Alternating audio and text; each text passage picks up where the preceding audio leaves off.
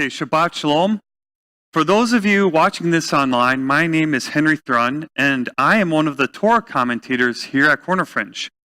Recently, I did a commentary for the Shoftim portion, and it discussed human authority in the Torah.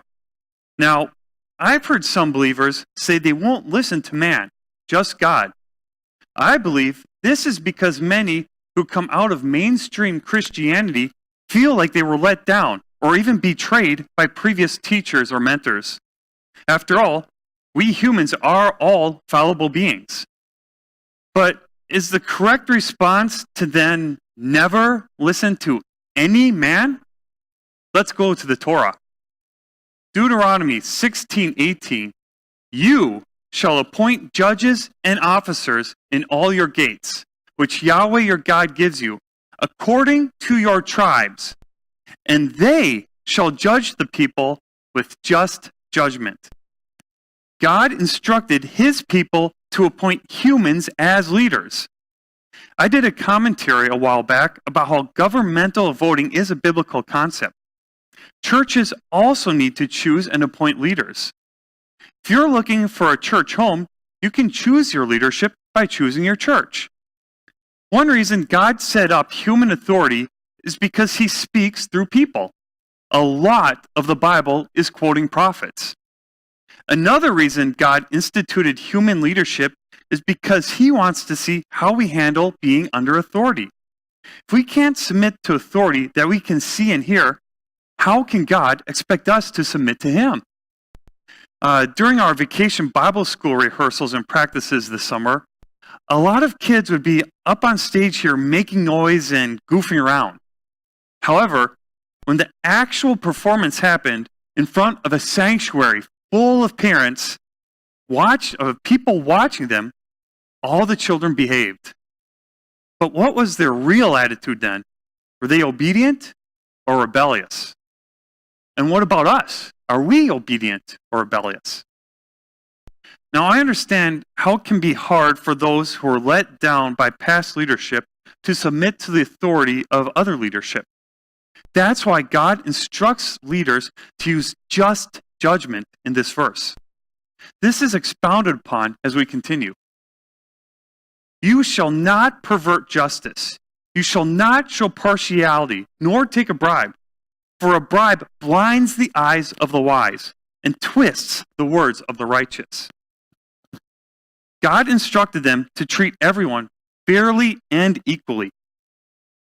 Now, bribes aren't necessarily financial. Someone may try to appeal to a friendship or relationship with the judges or officers. They may try to play on the judge's emotions by expressing they're in a bad situation or a victim of circumstances. We see this currently in the media. People trying to influence others by stirring up their emotions. Leadership has to deny their emotions when settling disputes. They have to use God's standard, his Torah, for instruction on how to judge situations. God's Torah also shows us his character. We have to show grace and mercy, yet be impartial and just, the way God demonstrated in how he's dealt with his people throughout history. Deuteronomy 16:20, you shall follow what is altogether just, that you may live and inherit the land which Yahweh your God is giving you. The way the judges judged determined how the people would live in the land God gave them. It is crucial to have just leadership in churches, at jobs, at homes, and in government. Otherwise, these places are in danger of falling under God's judgment. There are many examples in Scripture of leaders who did not follow the commands here. They were unjust leaders, and they led the people against God. There are biblical accounts where people then rebelled. Those accounts must be studied diligently because, as we'll see later, rebelling against authority is no small matter. Oftentimes, people in rebellion attack the authority instead of checking themselves. They'll point out the specks in their leader's eyes to deflect from the plank in their own. No leadership is perfect other than Yeshua's. The Bible has examples of kings and Levites, authority set up by God, who acted wickedly. God always handled the situations. In the end, all unjust judges and rebellious people will be judged by Jesus. Let's continue in this study with the mindset of getting the planks out of our own eyes. Like I tell my kids, let's worry about ourselves. What does God want us to do? Moving ahead to chapter 17, verse 8. If a matter arises which is too hard for you to judge, between degrees of guilt for bloodshed, between one judgment or another, or between one punishment or another, matters of controversy within your gates, then you shall arise and go up to the place which Yahweh your God chooses. The things listed here are in regards to crimes, punishments, and a catch-all, matters of controversy. We have a judicial system and government in place for matters concerning the law of the land. For spiritual matters, like matters involving Torah, we have our spiritual communities. I love how the phrase place your God chooses is used in Torah. Under the Old Covenant, that place was Jerusalem. There are Torah-observant teachers who will disregard the passages we're looking at today because we're not in Jerusalem and we don't have a physical priesthood. The next verse we'll be looking at mentions the Levites. So those teachers will say these passages don't apply to us today. However, under the New Covenant, God has chosen to dwell with and in his believers when we come together in fellowship.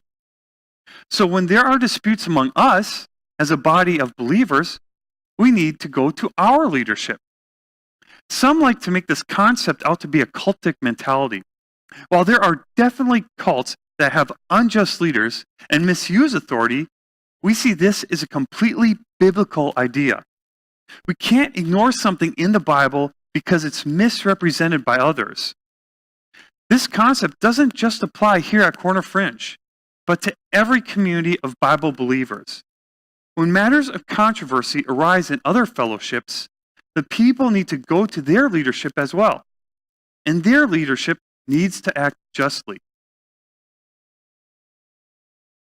And you shall come to the priests, the Levites, and to the judge there in those days, and inquire of them. They shall pronounce upon you the sentence of judgment. So if there was pretty much any dispute that the people couldn't resolve, they were instructed to go to the spiritual leaders and the judges who would then render a verdict.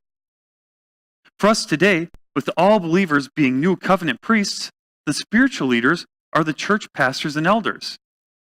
Again, we see the Torah discuss governmental authorities. There is a concept in the U.S. of separation of church and state. Now, I don't have the time to go into the debate or the history, but regardless of the original intent, we see in the Bible that when God was starting a country, he instructed the people to include the priests and Levites with the judges in matters of law and government.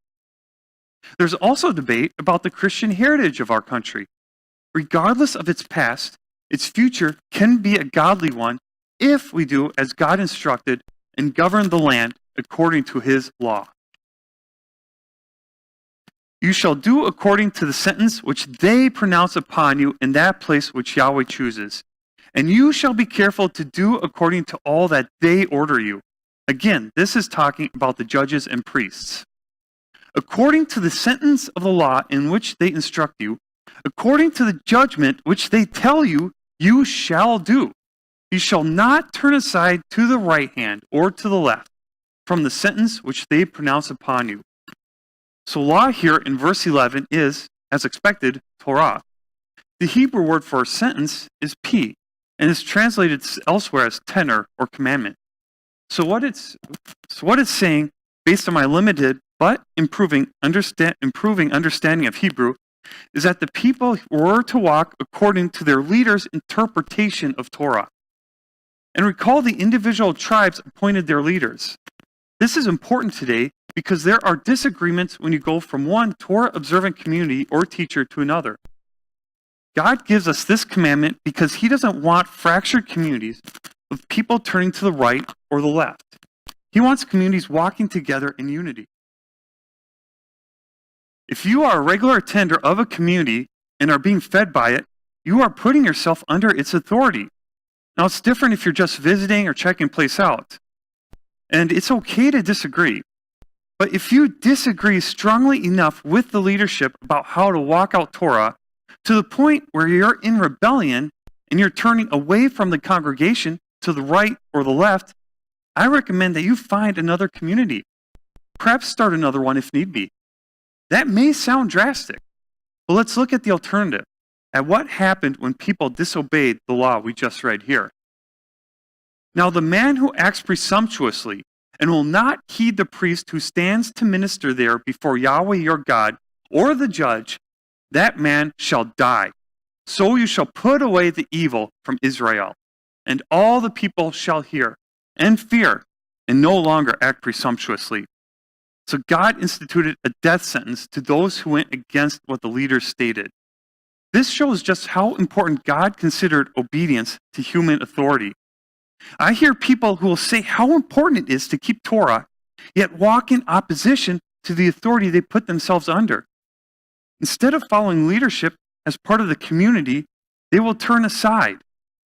Now, when mentioning the death penalty, I have to refer back to Daniel's teaching on stoning in the Galatians series. How the spirit of the law, as shown here, its purpose was to remove the evil. Rebellion is evil. If you're rebelling, it would be better that you remove yourself than God punish you. Now, what we read today isn't something I just made up. This is actual Torah read straight out of the Bible. The community claims to be Torah observant. They need to enforce the authority of the leaders. If they're walking in Torah, they need to remove those who seek to subvert the community's leadership. If someone rebels against the authority they put themselves under, if they're walking to the right or the left, they are rebelling against the Torah. They are rebelling against God. Shabbat Shalom.